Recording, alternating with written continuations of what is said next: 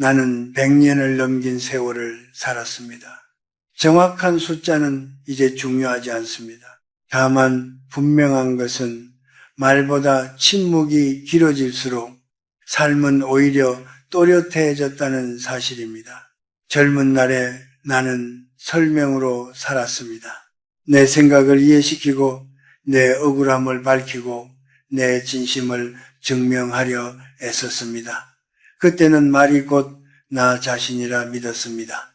그러나 세월이 겹겹이 쌓이고 나서야 알게 되었습니다.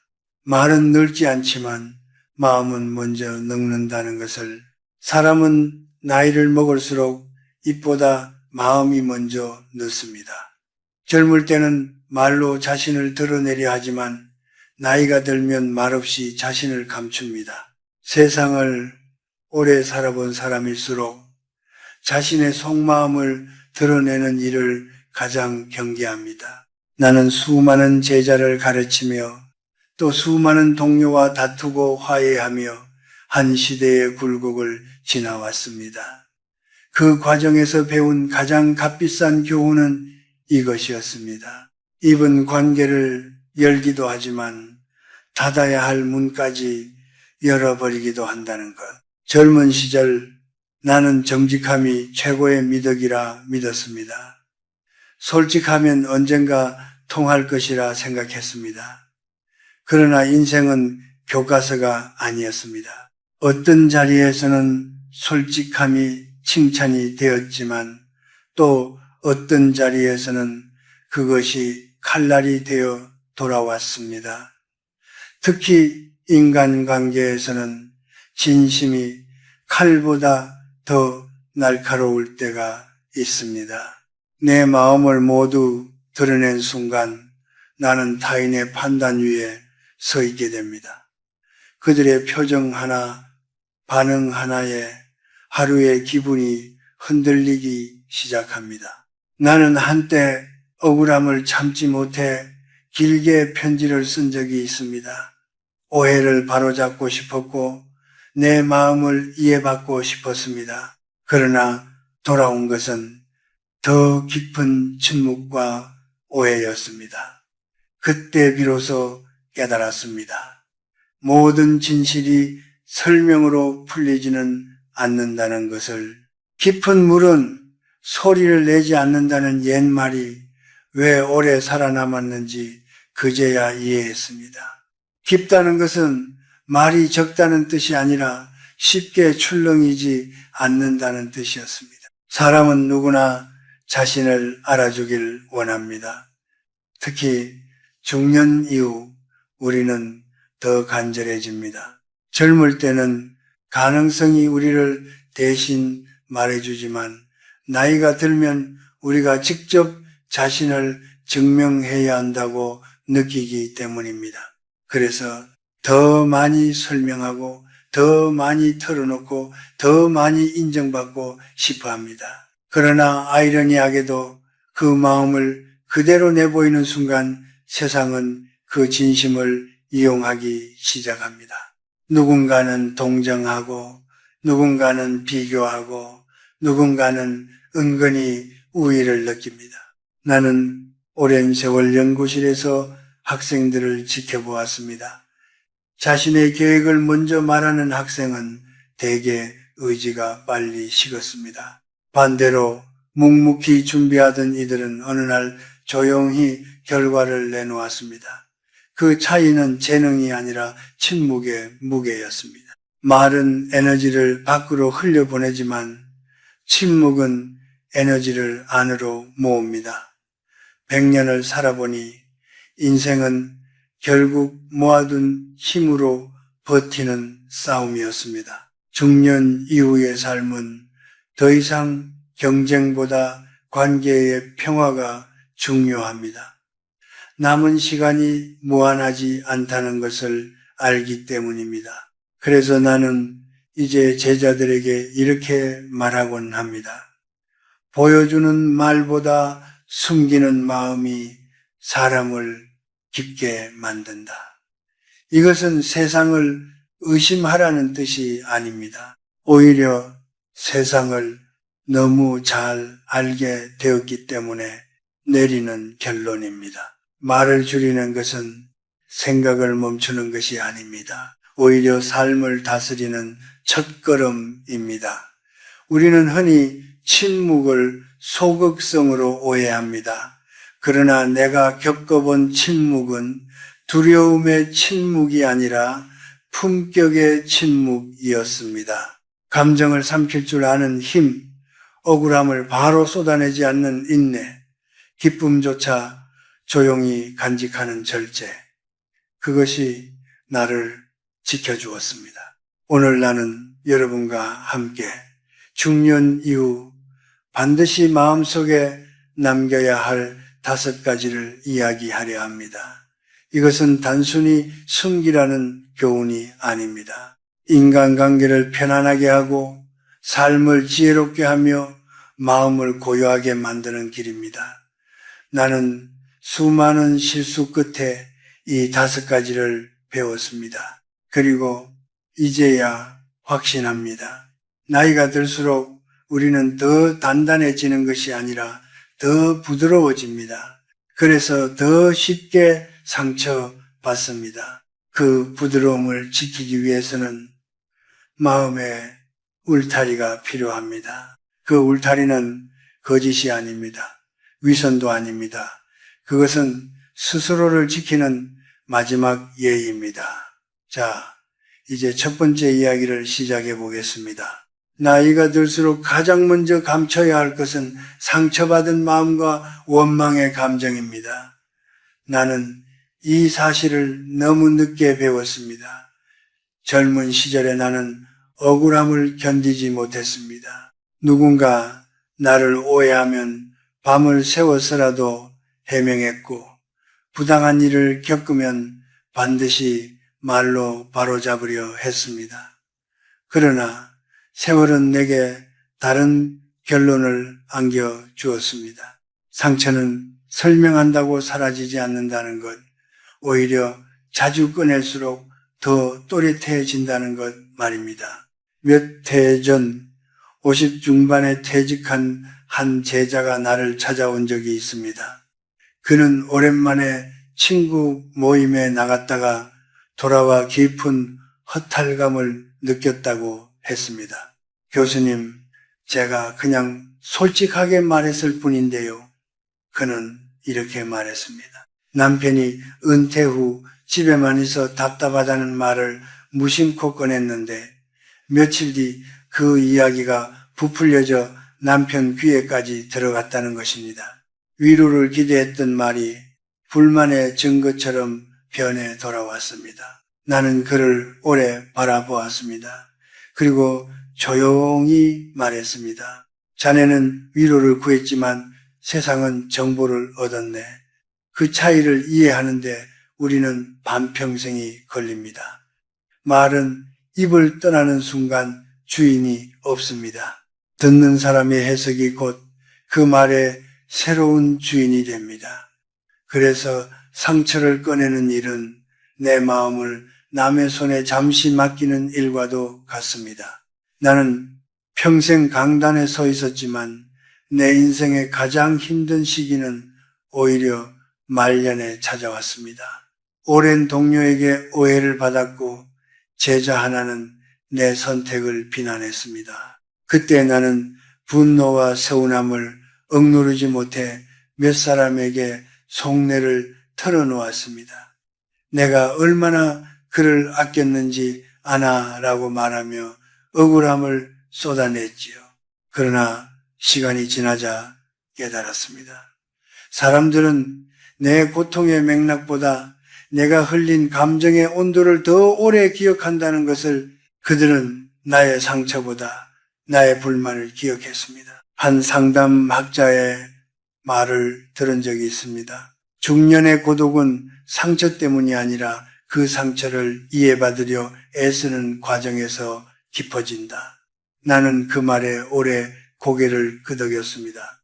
우리는 누군가가 그랬구나 하고 공감해 주길 바랍니다. 그러나 현실은 냉정합니다. 어떤 이는 동정하고 어떤 이는 비교하며 또 어떤 이는 은근히 안도합니다. 저 사람도 힘들구나 하면서요. 그 순간 우리의 상처는 위로가 아니라 소재가 됩니다. 최근 여러 조사에서 한국의 중장년층이 느끼는 외로움과 심리적 고립이 점점 증가하고 있다는 결과가 나왔습니다. 사람을 자주 만나는데도 외롭다고 말합니다. 왜일까요? 나는 그 이유 중 하나가 지나친 노출에 있다고 생각합니다. 우리는 마음을 털어놓으면 가까워질 것이라 믿지만 때로는 그 반대입니다. 너무 빨리, 너무 많이 꺼낸 상처는 관계의 균형을 무너뜨립니다. 상처를 감춘다는 것은 거짓말을 하라는 뜻이 아닙니다. 나는 괜찮다라고 억지로 웃으라는 것도 아닙니다. 그것은 내 감정을 내가 먼저 정리하라는 뜻입니다. 차 한 잔을 따르고 조용히 산책을 하며 일기장에 적어보는 시간, 나는 100년을 살며 가장 큰 위로는 결국 타인이 아니라 시간이라는 사실을 배웠습니다. 상처는 드러낼수록 날이 서고 가만히 두면 흐린 물처럼 서서히 가라앉습니다. 한 번은 이런 일이 있었습니다. 동네의 한 노인이 늘 솔직함을 자랑하며 살았습니다. 누가 잘못하면 바로 지적했고 불합리한 일은 공개적으로 비판했습니다. 처음에는 다들 그를 존경했습니다. 그러나 세월이 흐르자 사람들은 그를 피하기 시작했습니다. 저분 앞에서는 편하게 말할 수 없어 그는 나중에 이렇게 털어놓았습니다. 나는 정직했을 뿐인데 결국 혼자가 되었네. 그때 나는 깨달았습니다. 솔직함이 언제나 덕목은 아니라는 것을. 상처를 주는 솔직함은 덕이 아니라 무기입니다. 노년에 대한 한 격언이 있습니다. 진짜 어른은 감정을 이기는 사람이 아니라 감정을 다루는 사람이다. 나는 이 말을 믿습니다. 상처를 감춘다는 것은 감정을 부정하는 것이 아니라 그 감정에 끌려다니지 않겠다는 선언입니다. 내가 받은 아픔을 세상에 증명하지 않아도 내 인생의 무게는 줄어들지 않습니다. 상처를 말로 쏟아내는 대신 삶으로 흘려보내십시오. 시간이 지나면 그 상처는 나를 설명하는 흉터가 아니라 나를 단단하게 만든 결로 남습니다. 중년 이후의 품격은 얼마나 많은 말을 했는가가 아니라 얼마나 많은 말을 삼켰는가에서 드러납니다. 그러므로 첫째, 감춰야 할 것은 상처받은 마음입니다. 그것은 숨김이 아니라 보호입니다. 그 상처를 세상에 내놓지 않아도 여러분의 가치는 줄어들지 않습니다. 오히려 말하지 않음으로써 여러분의 깊이는 더해집니다. 이제 두 번째 이야기를 나눌 차례입니다. 가정의 문제를 밖으로 내지 말라는 지혜에 대해 말해보겠습니다. 가정의 일은 들판의 바람과 같아서 한번 밖으로 흩어지면 다시 거두기 어렵습니다. 나는 이 문장을 오랜 세월 가슴에 품고 살았습니다. 젊은 날에는 그것이 체면을 지키라는 말인 줄 알았습니다. 그러나 100년을 넘긴 지금에서야 압니다. 그것은 체면이 아니라 관계의 질서를 지키라는 뜻이었습니다. 가정은 가장 가까운 사이기에 가장 쉽게 말이 새어 나옵니다. 남편이 서운하게 한 말 한마디, 자식이 던진 무심한 표정 하나, 형제와의 오해, 우리는 그것을 견디기 힘들 때 친구에게 털어놓습니다. 요즘 우리 집이 좀 그래. 그 말은 하소연처럼 시작되지만 듣는 사람의 입을 거치는 순간 이야기가 되고 몇 사람을 지나면 평판이 됩니다. 그리고 어느 날 그 평판이 다시 내 귀에 돌아옵니다. 이미 다른 얼굴을 한 채로 나는 오래전 아내와 크게 다툰 적이 있습니다. 내 고집이 문제였고 그녀의 침묵이 더 큰 문제처럼 느껴졌습니다. 나는 답답한 마음에 동료 교수에게 술잔을 기울이며 집안 이야기를 꺼냈습니다. 그는 고개를 끄덕이며 내 편을 들어주었습니다. 그날 나는 속이 시원했습니다. 그러나 며칠 뒤 또 다른 자리에서 누군가가 이렇게 말하는 것을 들었습니다. 교수님 댁도 요즘 쉽지 않다면서요? 그 순간 나는 깨달았습니다. 그날의 위로는 잠시였지만 그 말은 오래 남았다는 것을. 가정의 일은 밖으로 나가는 순간 더 이상 내 것이 아닙니다. 누군가는 조언하고 누군가는 비교하고 누군가는 은근히 판단합니다. 그 과정에서 우리의 집은 하나의 사례가 됩니다. 나는 강단에서 늘 말했습니다. 집은 세상과 싸우는 곳이 아니라 세상에서 돌아와 숨을 고르는 곳이어야 한다. 그런데 내가 먼저 그 숨을 밖으로 흘려보냈던 것입니다. 오늘날은 더 조심해야 할 시대입니다. 예전에는 동네 어귀에서 끝날 이야기가 이제는 휴대전화 하나로 순식간에 퍼집니다. 단체 채팅방, SNS, 온라인 커뮤니티, 우리 사회는 세계적으로도 디지털 연결이 매우 촘촘한 나라입니다. 거의 모든 사람이 스마트폰을 쓰고 대부분이 여러 개의 메신저와 소셜 플랫폼에 연결되어 있습니다. 한번 적은 문장은 지워도 기록은 남고 한번 흘린 말은 캡처로 살아남습니다. 가정의 작은 균열이 디지털 공간에서는 확대된 그림자가 됩니다. 나는 상담을 전공한 한 후배 교수에게 이런 말을 들은 적이 있습니다. 요즘 부부 갈등의 상당수가 제3자의 개입으로 더 커집니다.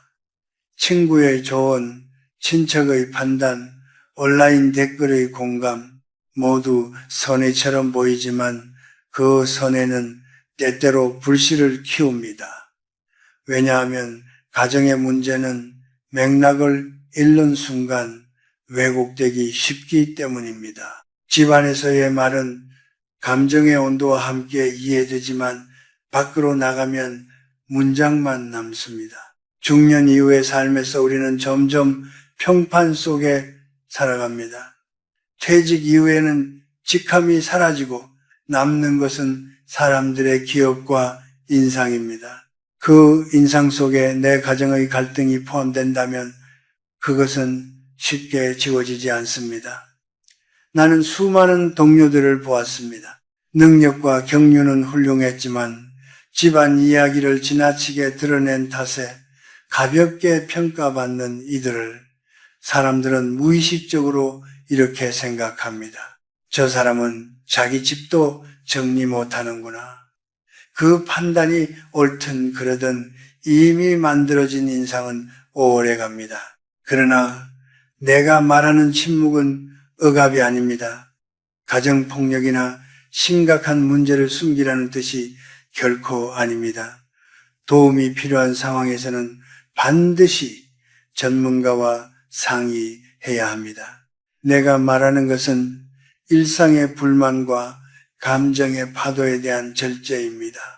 매일의 서운함, 작은 다툼, 순간의 분노, 그것을 모두 밖으로 꺼내는 대신 집안에서 해결하려는 노력, 그것이 가정을 단단하게 만듭니다.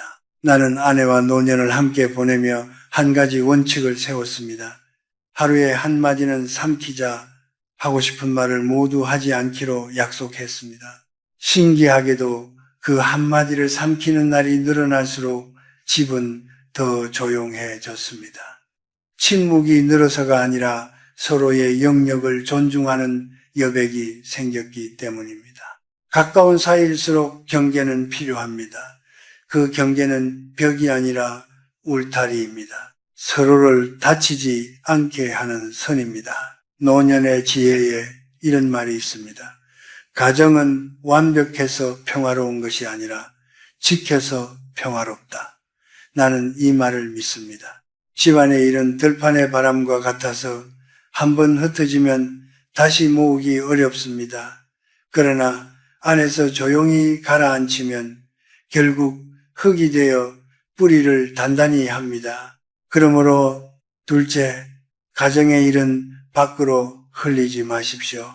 그것은 비밀주의가 아니라 존중입니다.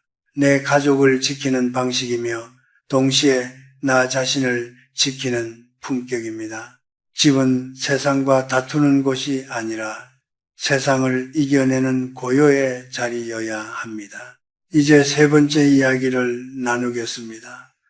타인의 칭찬과 호의를 어떻게 받아들여야 하는지에 대해 말해보겠습니다. 사람의 칭찬은 바람과도 같습니다. 불어올 때는 따뜻하지만 방향이 바뀌면 금세 식어버립니다. 나는 긴 세월을 살며 수많은 칭찬을 들었습니다. 강단에 오래 서 있었으니 제자들의 존경과 동료들의 호의도 적지 않았습니다. 그러나 이제와 돌아보면 그 말들 가운데 오래 남은 것은 거의 없습니다. 남은 것은 오직 그들이 위기의 순간에 어떤 선택을 했는가 하는 기억뿐입니다. 젊은 시절에 나는 칭찬에 약했습니다. 교수님 덕분입니다. 선생님은 정말 다르십니다. 이런 말은 하루의 피로를 녹였습니다. 그러나 시간이 흐르자 보이기 시작했습니다. 그 말들 뒤에 따라오는 작은 부탁들, 은근한 기대, 때로는 책임의 전가. 한 번은 후배가 이렇게 말했습니다. 교수님이 괜찮다고 하셨잖아요. 나는 그런 말을 한 기억이 희미했지만 그 한마디는 그의 방패가 되어 있었습니다. 그때 깨달았습니다. 그런 다정한 말은 때로 문을 열기 위한 열쇠가 된다는 것을. 최근 연구들을 보면 직장과 공동체 안에서 오가는 가벼운 가십과 과도한 호의가 관계의 신뢰를 서서히 약화시킨다고 합니다. 겉으로는 친밀해 보이지만 속으로는 계산이 작동하는 경우가 적지 않다는 뜻입니다. 특히 중년 이후의 관계에서는 이해보다 이해관계가 앞설 때가 많습니다. 우리는 젊은 시절처럼 순수한 경쟁을 하지 않습니다. 대신 평판과 영향력, 자리와 기회를 두고 조용한 계산이 오갑니다. 그 속에서 칭찬은 가장 부드러운 도구가 됩니다. 나는 한 중년 남성을 기억합니다. 그는 퇴직 후 작은 단체의 대표를 맡았습니다. 주변 사람들은 그를 지켜 세웠습니다. 선생님이 계셔서 든든합니다. 그는 진심으로 믿었습니다. 그러나 일이 생기자 모두 한 발 물러섰습니다. 책임은 그에게 남고 칭찬은 사라졌습니다. 그가 내게 와서 말했습니다. 교수님, 저는 사람을 믿었을 뿐인데요. 나는 그에게 이렇게 답했습니다. 믿음은 필요하지만 판단은 양보하지 말게. 칭찬을 모두 의심하라는 뜻은 아닙니다. 오히려 반대입니다. 감사는 하되 그 말에 자신을 맡기지 말라는 뜻입니다. 사람의 말로 나를 정의하는 순간 나의 주인은 이미 타인이 됩니다. 누군가 나를 대단하다 말하면 기쁘되 그 말이 나의 기준이 되어서는 안 됩니다. 또 누군가 나를 폄하해도 그 말이 나의 가치가 되어서는 안 됩니다. 노년의 한 격언이 있습니다. 존경은 구걸할수록 멀어지고 묵묵히 걸을수록 따라온다. 나는 이 말을 믿습니다. 100년을 살며 본 진짜 존경은 화려한 칭찬 속에 있지 않았습니다. 오히려 조용히 곁에 남아있는 사람들의 태도 속에 있었습니다. 말이 적고 웃음이 과하지 않으며 필요할 때 손을 내미는 사람, 그런 이들은 자주 칭찬하지 않았습니다. 대신 꾸준했습니다. 중년 이후에 인간관계는 말보다 거리로 결정됩니다. 지나치게 가까워지면 경계가 흐려지고 경계가 흐려지면 말이 가벼워집니다. 그리고 그 가벼움이 언젠가 상처가 됩니다. 그래서 나는 제자들에게 말합니다. 칭찬에는 웃고 결정은 혼자 하라. 감사는 관계를 맑게 하지만 의무감은 관계를 탁하게 합니다. 언젠가 갚아야지 라는 생각이 쌓이면 마음은 빚을 진 듯 무거워집니다. 또 하나 기억해야 할 것이 있습니다. 말보다 행동을 보라는 것입니다. 한 번의 달콤한 말보다 한 번의 선택이 사람을 드러냅니다. 어려운 순간에 등을 돌리는 사람은 아무리 평소에 다정해도 진심이 아닙니다. 반대로 말이 서툴러도 곁에 남는 사람은 귀합니다. 나는 100년의 세월 속에서 수많은 인연을 잃고 또 얻었습니다. 결국 남은 이들은 말이 화려했던 이들이 아니라 조용히 자리를 지켰던 이들이었습니다. 셋째, 타인의 칭찬과 호의를 가볍게 믿지 마십시오. 그렇다고 냉소적으로 살라는 뜻은 아닙니다. 다만 경계를 세우라는 것입니다. 그 경계는 벽이 아니라 스스로를 지키는 선입니다. 감사하되 휘둘리지 않고 호의를 받되 판단을 넘기지 않는 태도, 그것이 관계를 오래가게 하는 힘입니다. 이제 네 번째와 다섯 번째 이야기로 넘어가겠습니다. 자신의 계획을 미리 말하지 말 것, 그리고 가까운 사람에게도 모든 생각을 털어놓지 말 것에 대해 이야기해 보겠습니다. 뜻이 이루어지기 전에는 입을 닫고 결과가 드러난 뒤에야 말하라는 오래된 가르침이 있습니다. 나는 젊은 시절 그 말을 답답하게 여겼습니다. 왜 내 꿈을 미리 말하지 말아야 하는지 이해하지 못했습니다. 오히려 선언하면 더 단단해질 것이라 믿었습니다. 이번에는 꼭 해내겠습니다. 이 연구는 제 인생의 전환점이 될 겁니다. 그렇게 말하며 스스로를 다짐했습니다. 그러나 세상은 언제나 응원만을 보내지 않았습니다. 어떤 이는 조언했고 어떤 이는 고개를 갸웃했으며 또 어떤 이는 은근히 비교했습니다. 그 나이에 새로 시작한다고 요즘 상황이 쉽지 않은데 그 말들은 노골적인 반대가 아니었지만 마음속 어딘가에 작은 균열을 남겼습니다. 그 균열은 시간이 지나며 의심이 되었습니다. 나는 그때 알았습니다. 말은 의지를 밖으로 흘려보내는 행위라는 것을 심리학에서도 비슷한 이야기를 합니다. 목표를 세우고 그것을 널리 말하면 뇌는 이미 어느 정도 이룬 것처럼 착각한다고 합니다. 그래서 실제 행동의 추진력이 약해질 수 있다고 하죠. 나는 그 설명을 들으며 무릎을 쳤습니다. 100년을 살며 체험으로 배운 사실이 학문으로도 증명되고 있었습니다. 뜻은 속에 담아야 숙성되고 조용히 자랄 시간을 줘야 단단해집니다. 한 중년 남성이 있었습니다. 그는 퇴직 후 작은 서점을 열겠다고 주변에 이야기했습니다. 사람들은 처음엔 박수를 쳤습니다. 그러나 곧 조언이 쏟아졌습니다. 요즘 누가 서점가, 차라리 프랜차이즈를 해. 그 동네는 유동 인구가 적어. 그의 꿈은 점점 설명의 대상이 되었고 방어의 대상이 되었습니다. 몇 달 후 그는 계획을 접었습니다. 나중에 내게 말했습니다. 제가 가장 먼저 한 실수는 너무 쉽게 말한 것이었습니다. 그 말 속에는 후회보다 자각이 담겨 있었습니다. 그래서 나는 이제 제자들에게 이렇게 말합니다. 꿈은 싹이 트기 전까지 흙 속에 두어라. 빛은 필요하지만 너무 이른 빛은 어린 싹을 말립니다. 세상의 바람은 생각보다 거셉니다.